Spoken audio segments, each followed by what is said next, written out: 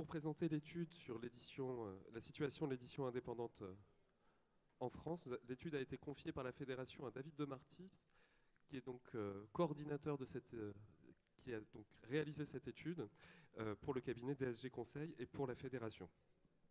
Mesdames, Messieurs, chers consoeurs, chers confrères, et si je veux être également tout à fait objectif, eu égard aux réponses que nous avons eues dans le questionnaire, chers chats, chers perroquets et chers pingouins. Voilà, merci. Nous allons commencer donc à vous présenter l'étude socio-économique du panel de répondants qu'on peut, dans certains cas, étendre, on l'espère, à l'édition indépendante nationale. Alors, en guise d'introduction, quel est finalement le marché du livre? On a finalement beaucoup de sources, sinon contradictoires, ou en tout cas relativement incohérentes, pour définir le nombre d'éditeurs sur le périmètre. Le syndicat national de l'édition, dans ses chiffres 2021, nous propose à peu près 10 000 maisons d'édition. Electre nous propose 4 500 éditeurs qui, au cours de l'année 21, auraient vendu au moins un exemplaire. Si l'on prend les bases de données des différentes agences du livre et que l'on additionne les derniers chiffres sur l'édition indépendante qu'avait mené le Motif pour l'Île-de-France, nous avons donc une adjonction de 1500 éditeurs pour les bases de données des agences, ajoutés des 740 définis par le Motif, soit 2240 maisons d'édition indépendantes. On peut rappeler le marché dans sa globalité, 2,7 milliards en chiffre d'affaires éditeurs, 800 000 références et environ 68 000 nouveautés annuelles. Alors pour compléter l'intervention de Sophie Noël, être indépendant, ce sont des éléments que désire porter également la Fédération. Publier déjà uniquement à compte d'éditeur, ne être sans contrôle direct ou indirect de l'État ou d'une quelconque collectivité, ne pas être non plus lié à un groupe d'édition ou un groupe financier et ne pas excéder les 10 millions d'euros.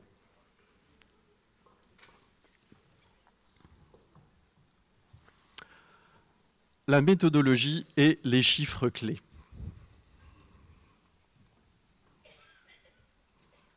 Excusez-moi, pour être tranquille.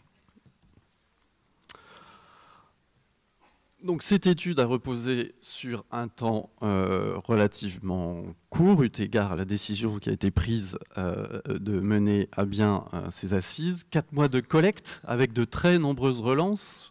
Merci à toutes les agences du livre, aux associations de professionnels sur le terrain et à toutes les personnes, consultants et autres professionnels qui ont su relayer. 280 donc répondants pour un questionnaire constitué de 130 items. Il était également demandé de pouvoir réunir les documents fiscaux sur l'année de référence 2021 également. Au terme de ce travail, de ces nombreuses relances, 213 réponses ont été retenues, les plus complètes, et seulement 48 liasses fiscales ont été récoltées. C'est-à-dire que je vois, à mon avis, beaucoup plus de personnes dans cette salle qui n'ont pas envoyé leurs chiffres.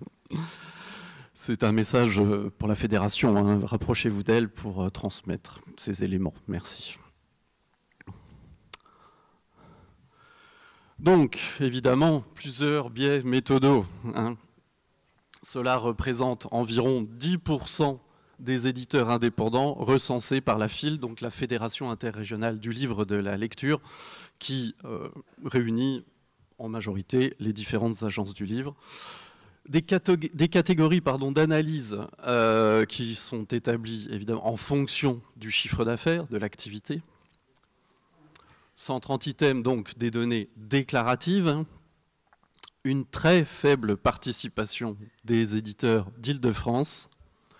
Sur les 48 liasses remises, 45 ont été retenues, utilisables.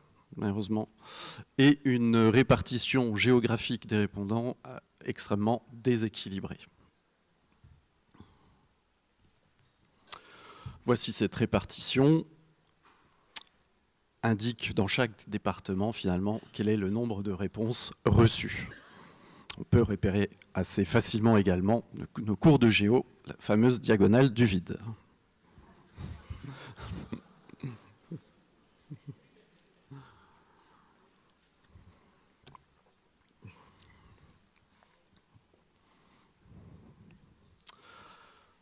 Le panel d'analyse, les 4 groupes que nous avons retenus, les 4 catégories, pardon. Éditeur A, panel supérieur à chiffre d'affaires supérieur à 250 000 €. Il constitue en termes d'acteurs 19% du panel retenu. Il cumule 78% du chiffre d'affaires. On y retrouve une commercialisation déléguée et structurée, une politique régulière d'acquisition et de vente de droits et une réduction des niveaux de charges portés par les flux d'activité que nous retrouverons plus tard quand on analysera les différentes charges dont nous souffrons. La catégorie B est située entre 75 000 € et 250 000 € de chiffre d'affaires. Il constitue 20% du panel, il représente 13% du chiffre d'affaires. Évidemment, comme dans le groupe A, on commence à trouver des équipes salariées structurées, une quasi-disparition du statut associatif et une commercialisation, là également, déléguée. La catégorie C, située entre 25 000 € de chiffre d'affaires et 75 000 € de chiffre d'affaires, représente 28% du panel, 7% du chiffre d'affaires cumulé, sont essentiellement des maisons associatives ou des micro-éditions. On obtient dans cette catégorie une production éditoriale plus régulière que la catégorie suivante, la dernière, la catégorie D, et un début de commercialisation déléguée. Enfin, la dernière catégorie, donc, ce sont des éditeurs et des éditrices qui ont un chiffre d'affaires inférieur à 25 000 €. Ils représentent un tiers du panel pour 2% du chiffre d'affaires global. Ce sont des maisons associatives ou des micro-éditions. Elles sont majoritairement autodiffusées et elles ne disposent pas d'équipes salariées.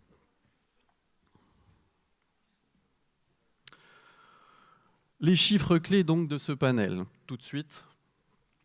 41 millions € de chiffre d'affaires cumulé. Un chiffre d'affaires livre qui représente 81% du chiffre d'affaires total, ensemble. Et c'est extrêmement régulier, quel que soit le groupe auquel on s'adresse. Des coûts moyens d'impression de 25%. Dans certaines catégories, on monte à 28%, eu égard évidemment à la représentativité du panel. Très intéressant, rappelez-vous ce fameux camembert qui circule, qui indique qu'au niveau national, la fabrication ne prend que 15%. Là, on est déjà à plus de 10%. Les frais postaux, qui se situent entre 1,5 et 2,5% du chiffre d'affaires global. Et pour la catégorie D, cette proportion monte à 5%.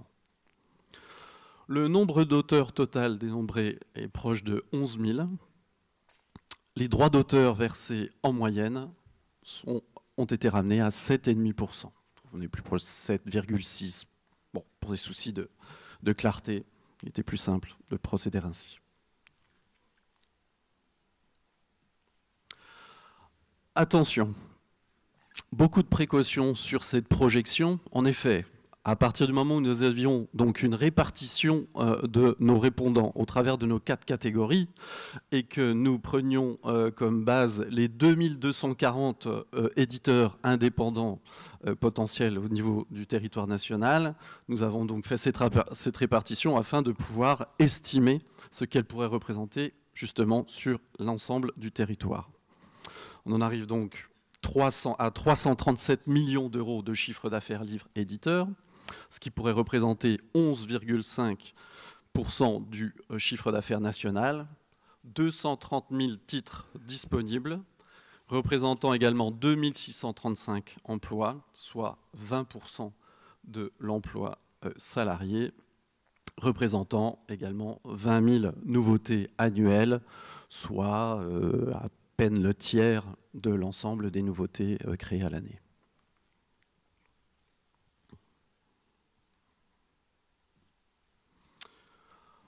Données générales.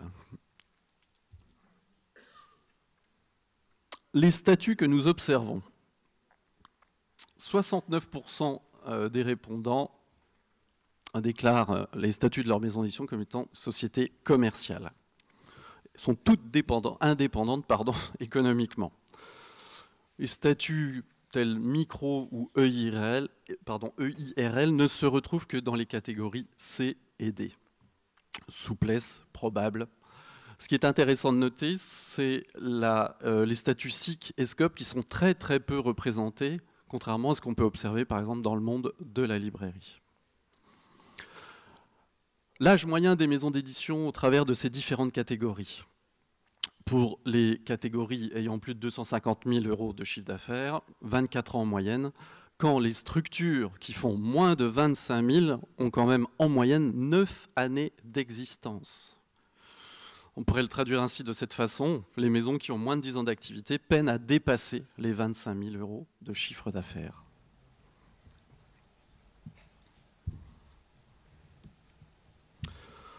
Pour ce qui est du profil des répondants, les hommes sont majoritaires dans les 3 premières catégories, A, B et C, et ce sont les femmes qui sont plutôt majoritaires dans la dernière catégorie.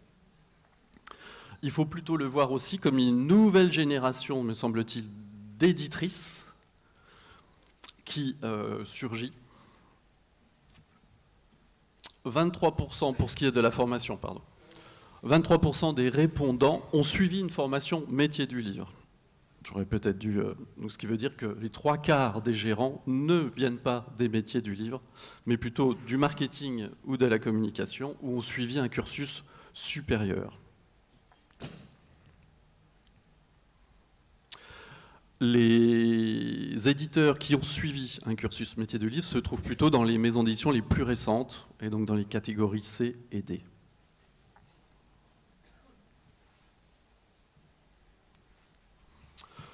Le profil des salariés. Le panel totalise 251 ETP, équivalent temps plein.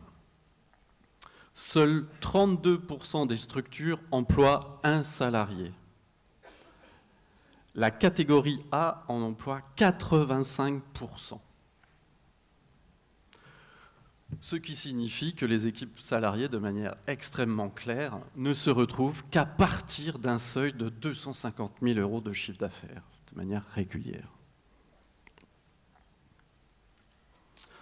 Pour ce qui est de la question du genre, 60% des dirigeants de la catégorie A sont des hommes, 72% des salariés du groupe A sont des femmes. On retrouve un meilleur équilibre dans les catégories B, C et D, mais au-delà de ces chiffres, si on prend d'autres secteurs d'activité que le livre, on a une parité qui est plus grande que dans d'autres secteurs.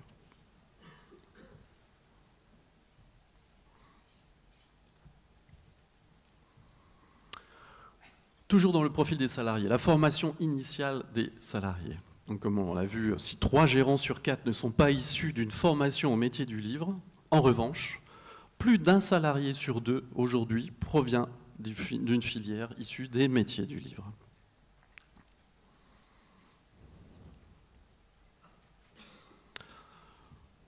De la même façon, à la question de savoir si les éditeurs ont recours à l'apprentissage, le graphique est assez éloquent sur la partie droite, 60% des éditeurs de la catégorie A ont recours à l'apprentissage.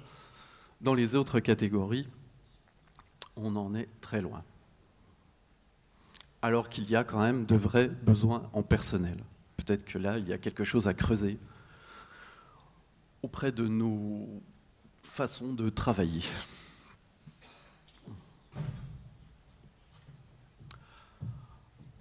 Le catalogue.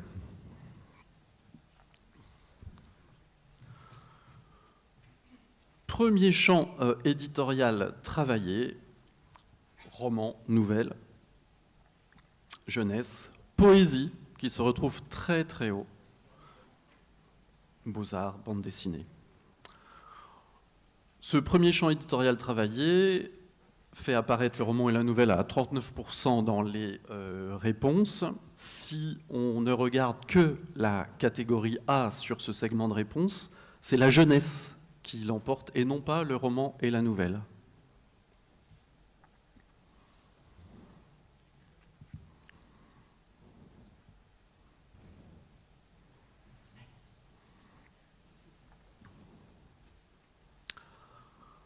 Pour ce qui est de la production annuelle et du tirage médian.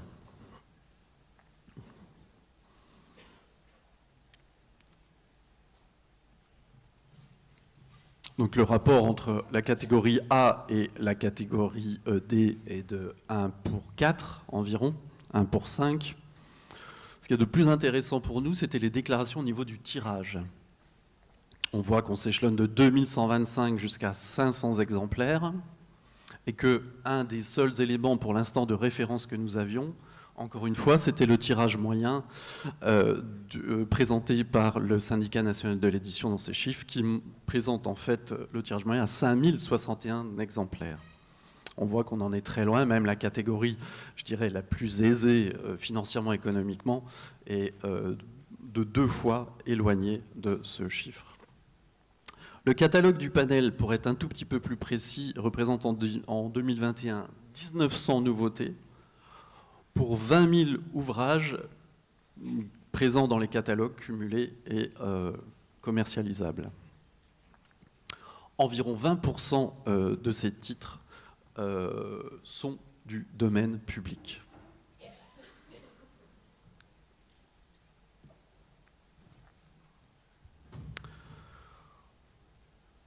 Toujours sur le catalogue, la composition même de ce catalogue, vous voyez un nombre de titres moyens disponibles qui là est très étendu. Profondeur moyenne du catalogue d'environ une centaine de titres, hein, lorsque l'on reprend tous les éditeurs ensemble. Si on repart uniquement du déclaratif, tous les éditeurs développent au moins 2 collections. Dans le tableau, une fois qu'on fait les retraitements par catégorie, on voit qu'on est un tout petit peu plus haut en termes de moyenne ou de médiane. Quant à la nature des supports, le livre papier, évidemment, reste très plébiscité. Il est déclaré comme étant le premier des supports pour 98% du panel. Le livre numérique arrive tout de suite après, hein, comme deuxième support pour 40%. Et enfin, la revue papier, troisième support possible de publication pour 10,5%. Alors, quelques disparités, évidemment. Pour ce qui est alors, pour le groupe A, un livre sur 2 publié est converti en livre numérique, pas de création ex nihilo, mais plutôt des ouvrages homothétiques en numérique. Les groupes B et C, on est plutôt à 2 livres sur 5, et enfin le groupe D, 1 livre sur 3. Grosso modo, si on devait traduire en pourcentage, on aurait à peu près 50% pour le groupe A, on est aux alentours d'une quarantaine de pourcents pour les groupes B et C, et une trentaine de pourcents pour la catégorie D.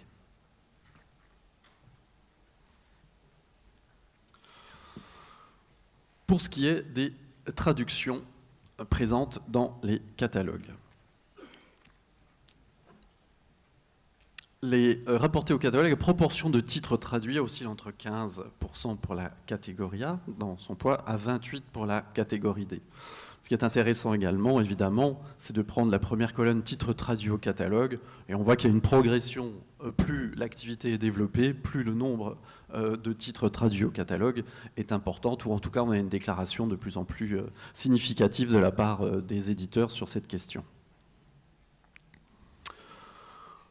Pour ce qui est de l'achat de droits, je crois que ce qui est à souligner véritablement dans ce grand tableau, c'est la marche qui se situe encore une fois vers la catégorie A par rapport aux catégories B, C et D, puisque en achat de droits, on a pratiquement la moitié des acteurs de cette catégorie qui disent acheter régulièrement des droits, contre les autres structures se situent plutôt entre 15 et 20% des différents répondants.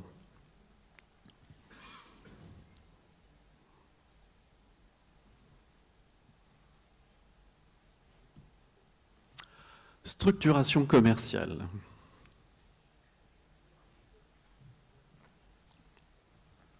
La diffusion-distribution déléguée.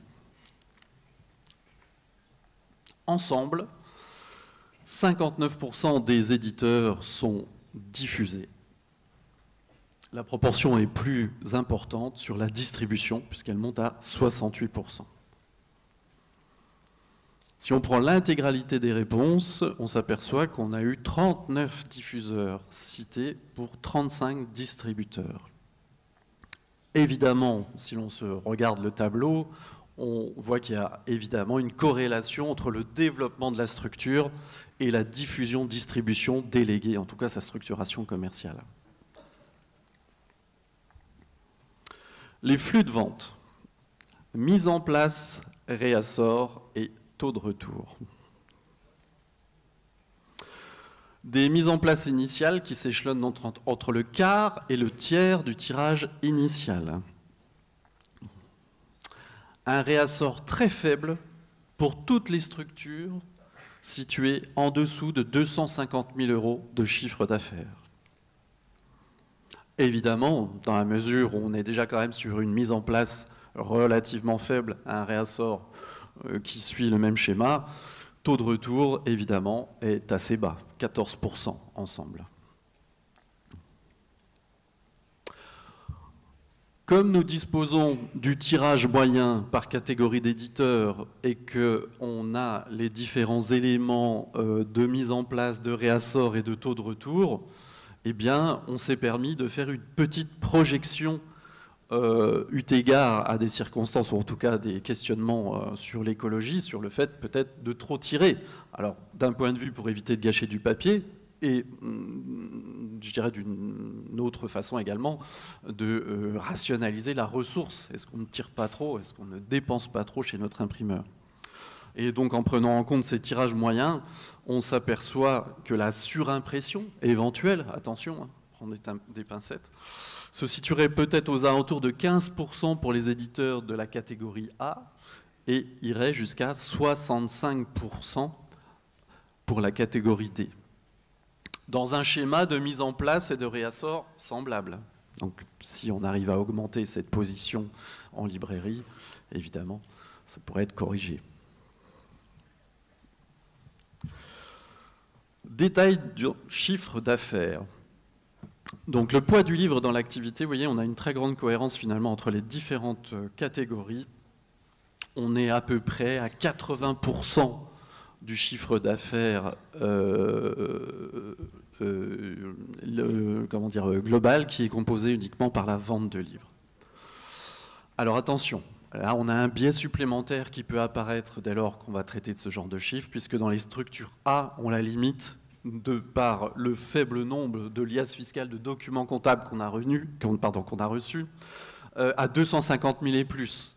On comprend bien à la lecture, là, quand on voit que le chiffre d'affaires moyen est aux alentours de 800 000 et qu'en livre, on est aux alentours de 620 000, qui aurait très probablement, avec un apport de réponses supplémentaires, de créer probablement une 5e catégorie qui serait à 1 million de chiffre d'affaires et supérieur, de manière à pouvoir avoir une lecture un peu plus aisée pour l'instant, ou en tout cas précise, de ce que peut représenter actuellement pour l'instant la catégorie A.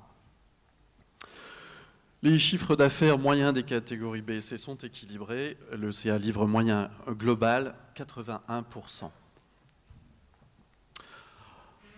Voici, au travers également de ce premier schéma, la répartition du chiffre d'affaires sur le panel dans sa globalité.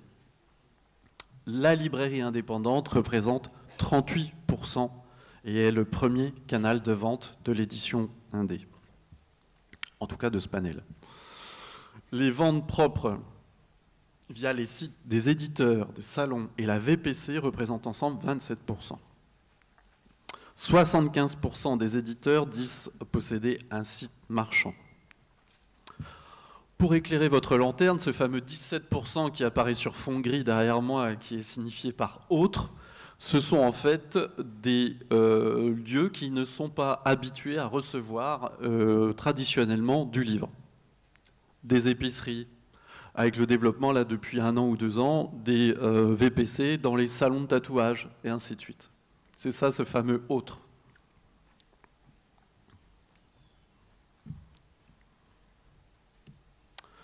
Détail du CA, cette fois-ci, réparti par catégorie. Éditeur de catégorie A, donc on voit que la librairie représente 40%.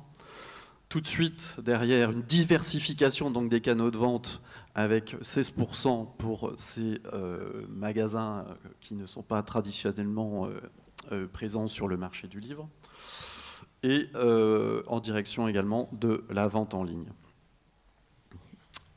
Les catégories B, là, on voit que la librairie reste évidemment toujours le premier. On voit également cette catégorie autre gonfler de manière très significative, puisque finalement, 1/4 des ventes développées sont en dehors des réseaux traditionnels. La catégorie C, 49%, catégorie pour laquelle le réseau de la librairie semble le plus important, avec très très peu de présence en GSS. Donc là, sur ces éléments, hein, évidemment, beaucoup de précautions eu égard au panel et aux différentes réponses, puisqu'il s'agit d'essayer de décortiquer son chiffre d'affaires pour pouvoir le répartir dans différents canaux. Et dans la catégorie D, poids très important des ventes en salon du livre, hein, en vert, 30% pour la librairie et 20% toujours pour ce canal différent autre. Cession de droits annexes ou dérivés, toujours pareil dans le détail du chiffre d'affaires.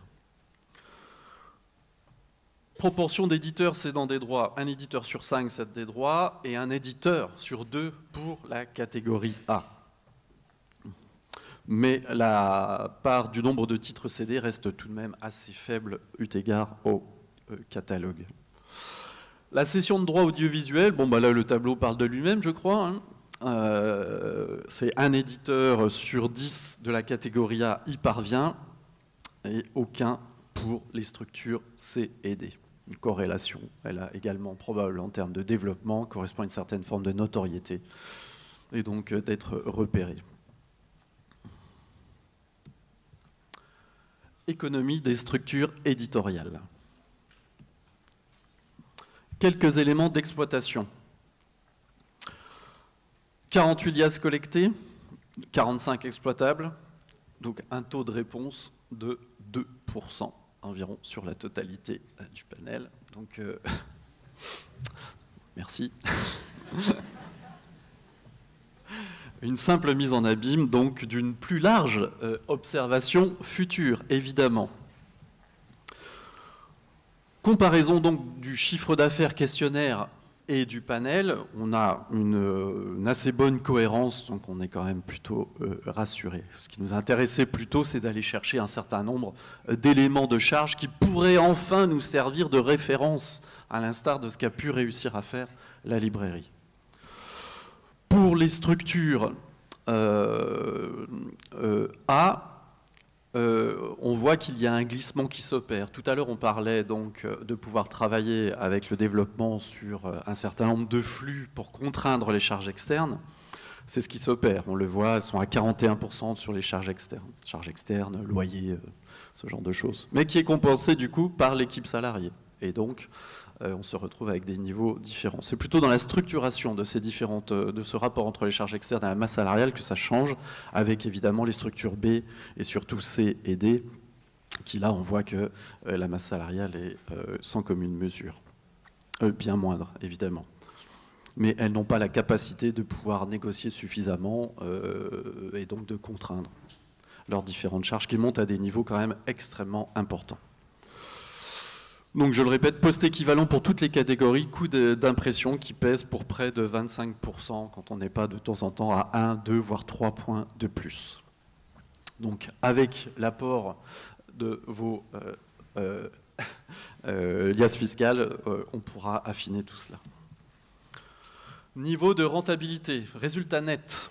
Une fois d'effet sur l'année 2021 du fonds Covid, on s'aperçoit évidemment d'une grande fragilité de toutes ces structures, avec un résultat net moyen de moins 1,83.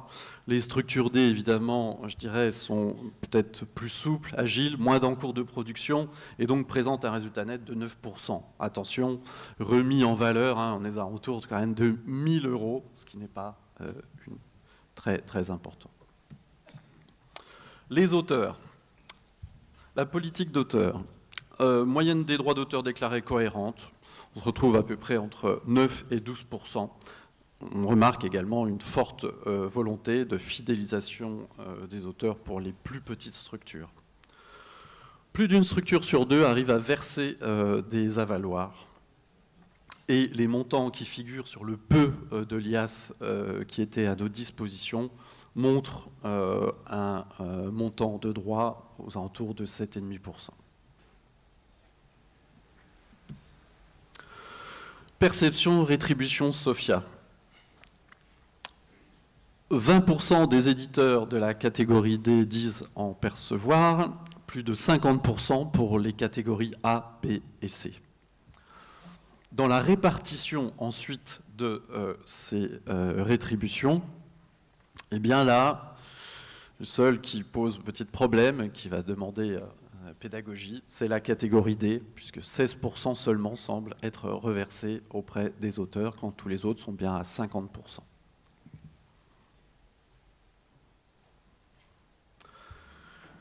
Les animations en librairie, elles sont importantes et elles montrent la fréquence et la relation étroite qui existe avec ce réseau de vente.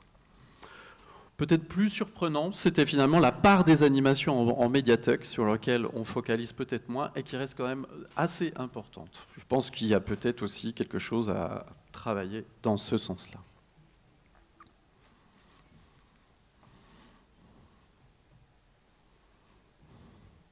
Les outils de l'édition indépendante. Les réseaux sociaux. Toutes les structures, 93% du panel dans sa globalité affirment utiliser les réseaux. Les plus plébiscités, évidemment, Facebook, 92%, Instagram, 77%, LinkedIn, 43%. Complètement à la marge, Twitter et TikTok, quant à Pinterest et Tumblr, totalement écartés. Un tiers des éditeurs des catégories B, C et D ont développé une chaîne YouTube, quand près de 70% des éditeurs de la catégorie A a développé podcasts et films de présentation de manière régulière.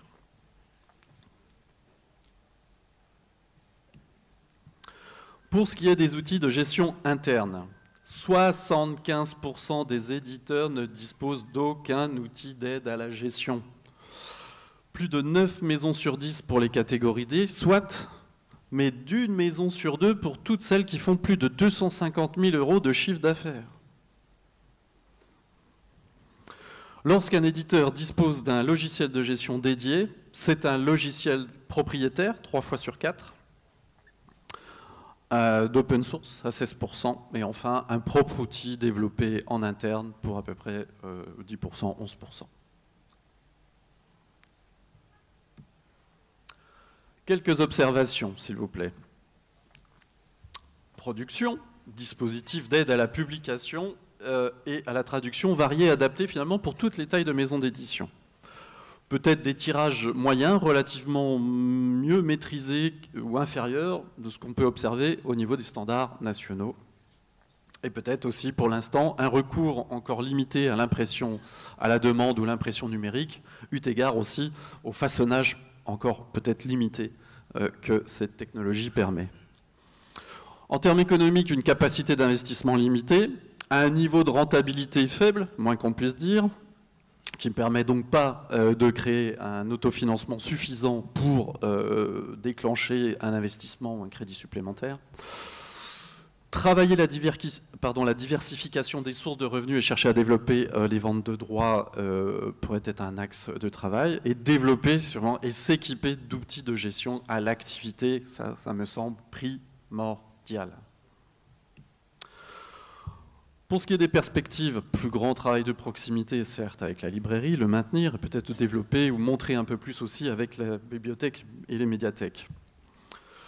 Améliorer les mises en place et surtout le taux de réassort, ça c'est facile à dire. Travailler la surdiffusion, accentuer peut-être la production de contenu numérique. Pour ce qui est des relations interprofessionnelles, seules les relations finalement qui ressortent avec les instances publiques et les médiathèques sont décrites peut-être en termes moins élogieux. Travailler peut-être à plus d'animation commune avec les partenaires publics dans les médiathèques. Mieux faire connaître le métier auprès des bibliothèques et des médiathèques et peut-être donner un tout petit peu plus de chance à la petite édition et en particulier au catalogue représenté par la catégorie D. En conclusion, différents axes et actions à mener. Comptabilité-gestion, vente et cession de droits, former, connaître la surdiffusion, le référencement et la communication autour de ces ouvrages, création, apprendre la création de contenu visuel, et connaître les mécanismes de la bibliothèque et de la SOFIA. Et peut-être, dans une plus large mesure, d'arriver à soutenir certains investissements. Peut-être que tout ceci pourrait être également, de manière plus large, prendre exemple sur le modèle de ce qu'a pu développer le Syndicat national de la librairie et donc de son observatoire, avec, si possible, un permanent qui permettrait de réaliser un véritable suivi. Je remercie la Fédération pour sa confiance et l'Agence du Livre qui a su m'accompagner tout au long de cette étude. Merci beaucoup.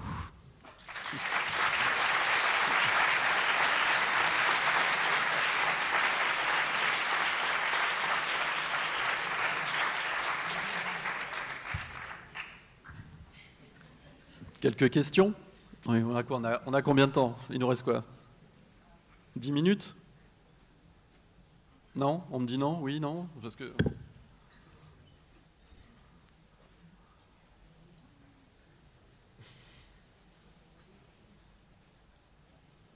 Léonore, quelques questions?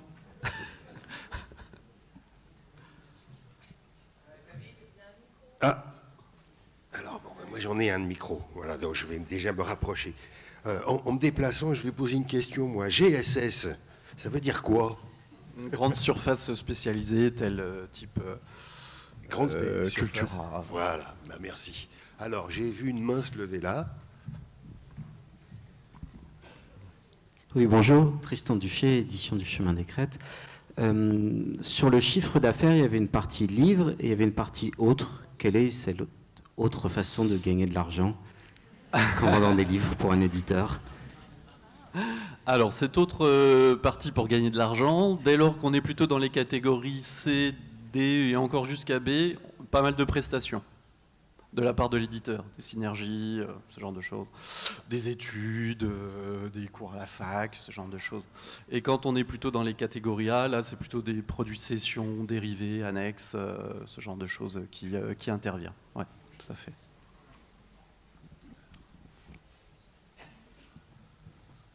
Soyez indulgents, hein, merci.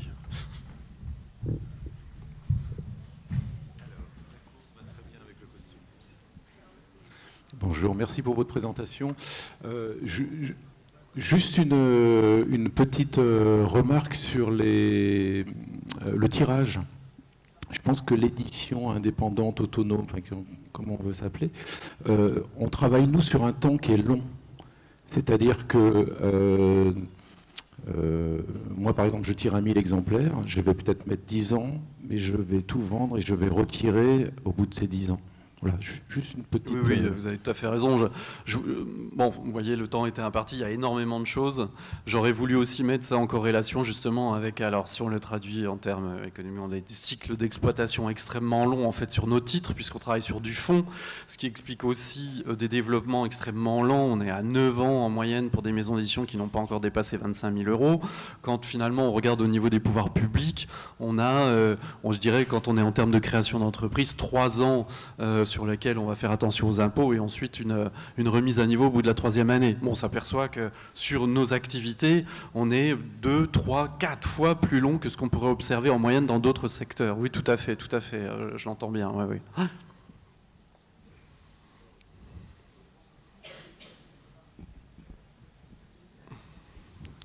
Bonjour. Bonjour. Vous parliez des outils de gestion. Quels sont les logiciels libres qui peuvent être utilisés par les éditeurs indépendants? Alors, pour l'instant, il y en a un qui est en développement. Je ne lancerai pas la patate chaude, mais il pourrait être intéressant de faire je pense qu'il y a des tables rondes là-dessus qui s'appelle Hoplibris, qui va être développé, qui est développé en ce moment par, en tout cas dans la coordination par Albert de Pétigny, là, des éditions Pour Penser. En général, ce sont aussi des logiciels qui n'étaient pas à destination forcément des éditions. J'en veux aussi pour preuve ce dont s'est servi Charles-Henri avec Anacarsis. T'es où, Charles-Henri, là? Oui, c'est quoi là ton logiciel que tu as utilisé, toi? Dolibar, voilà, exactement. Qui est à la base, si je me souviens bien, un open source pour gérer des exploitations agricoles. Donc, vous voyez, hein. Donc voilà, c'est un peu ce dont on entend pour l'instant. Et puis, des éléments épars qui, pour l'instant, n'ont pas encore la capacité d'un ERP, c'est-à-dire des logiciels qui sont capables de traiter l'intégralité des segments développés à l'intérieur même d'une grosse entreprise. Et on va se retrouver avec un petit morceau qui va éventuellement gérer un peu les droits d'auteur, quelque chose d'autre qui va s'occuper de notre gestion de stock, et ainsi de suite. Et qui donc, du coup, rend quand même l'utilisation globale de ces différents éléments relativement fastidieuse, malgré tout. Bonjour, alors j'ai 2 questions. Merci pour votre présentation. La première est dans la poursuite de la question précédente. Le réassort, vous l'avez étudié sur combien de temps par rapport à la mise en place? Alors, c'est très simple, puisque là, on a travaillé en fait sur le déclaratif des éditeurs. Donc, on peut imaginer qu'on est allé, disons, sur le premier cycle de la vie économique du livre, la mise en place, il commence à se vendre, on a le réassort, allez, peut-être sur une année d'exploitation, disons. Hein, je ne pourrais pas vous en dire beaucoup plus, pour l'instant c'est vraiment ressenti. De la même façon, le retour, suivant les ouvrages de fond, suivant le libraire, suivant la tonalité même de l'ouvrage qu'on a publié, évidemment, on ne va pas du tout avoir le même temps de présence en librairie. Hein, voilà, c'est aussi une des limites, évidemment. Et votre deuxième question ? Et ma deuxième question, donc je suis éditrice à Paris, je suis ravie d'être ici avec vous. Je n'appartiens pas donc encore à votre fédération et je voulais savoir si cette étude allait être prolongée et si on pouvait du coup participer à augmenter votre panel et à donner nos données pour l'année prochaine. Je me permettrai pas de remplacer la voix de Dominique Tourte, le président de la fédération, mais oui, allez-y, envoyez vos chiffres, évidemment. J'ai même envie de dire que allez-y, partagez vos données. Et transmettez la bonne parole.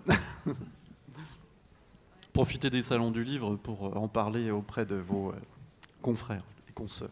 Alors, j'avais une question, donc je suis éditrice dans le Vaucluse. Dans tous les chiffres que j'ai vus, il y avait effectivement pas mal de choses sur tout ce qui est de communication au niveau des réseaux sociaux, d'une façon générale, mais je n'ai pas vu de chiffres sur la part qui est réservée à tout ce qui est attaché de presse, enfin, communication d'une façon générale, c'est-à-dire le papier, la radio, la télé, etc. Eh bien, voyez-vous, ça, juste après les assises, je me propose de voir avec le président de la fédération et peut-être un certain nombre de structures comment établir un vadémédecom à l'adresse des cabinets d'expertise comptable, peut-être, hein, de manière à répertorier. Parce que tout ce travail-là doit être fait aussi en interne sur la façon de travailler sa propre comptabilité de manière qu'après, avec les chiffres, on puisse le ressortir. La difficulté qu'on a eue, et c'est pour ça qu'on présente très peu d'éléments, c'est qu'on a eu aussi dans les liasses fiscales beaucoup de liasses qui n'étaient pas détaillées. On avait des liasses simplifiées, donc on avait des grands éléments, certains qu'on a pu ressortir. Mais évidemment, ce qui nous aurait intéressé, c'était tout ce qui était déplacement, réception, la part communication, le déplacement de l'éditeur sur le territoire, sur les salons. Pour l'instant, on n'a pas pu l'identifier de manière suffisamment claire. Et puis pour préciser aussi, pour avoir suivi un petit peu et accompagné David dans cette étude, le questionnaire qui a été proposé par la fédération faisait déjà 130 items, ce qui est beaucoup, vous l'avez tous rempli, et en fait les questions ont été sélectionnées à travers la fédération pour éviter que le temps de réponse ne soit trop long. Et ça devait déjà a priori être trop long parce qu'il n'y a eu que 213 réponses. Mais ça fait partie des frustrations dont parlait Léonore tout à l'heure. On ne pourra pas répondre précisément à votre question. Et je ne pense pas que vous alliez y répondre, mais puisque j'ai le micro, est-ce qu'on aura un jour des aides, petites maisons dites d'édition indépendantes, pour pouvoir communiquer? Alors là, si vous voulez, ça me dépasse un petit peu. Là, je me permets de... Au moins, le sujet est lancé. C'est une bonne transition pour la suite, parce que la prochaine table ronde porte sur les aides. Merci pour les questions, mais David est là tous les 2 jours, donc vous pouvez tout à fait l'interroger et le questionner après. Merci.